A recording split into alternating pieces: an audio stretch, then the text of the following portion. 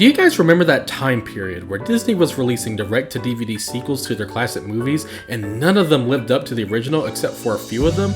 Moana 2 was just that, but with a higher budget. After receiving an unexpected call from her wayfinding ancestors, Moana must journey to the far seas of Oceania and into dangerous, long-lost waters for an adventure unlike anything she's ever faced. The first Moana is an instant Disney classic. I know a handful of people who consider it to be their all-time favorite Disney movie.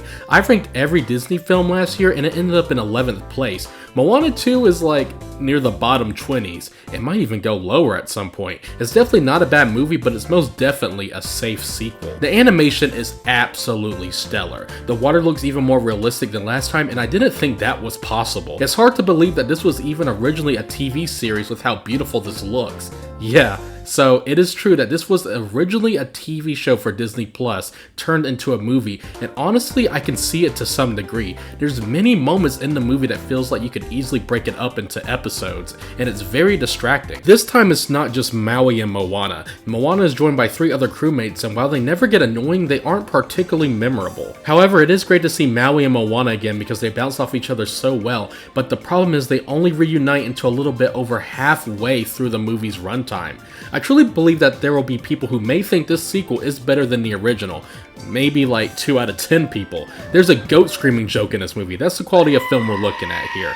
But no one will agree that the music in this film is better than the first time around. If one of y'all do agree, I do need your opinion stated in a 4-page essay on why you would think so. Lin-Manuel Miranda was too busy writing music for the movie that's not gonna beat Sonic 3, so he doesn't come back this time. However, The Rock finally stopped pissing in bottles and actually made a song that I really liked. It's not better than You're Welcome, but it was the best song in the movie. There's a villain this time around, kinda, sorta, not really. There is, but there isn't, but it's complicated. It brings some new ideas to the table and then abandons them for you to discover them in a mid-credit scene.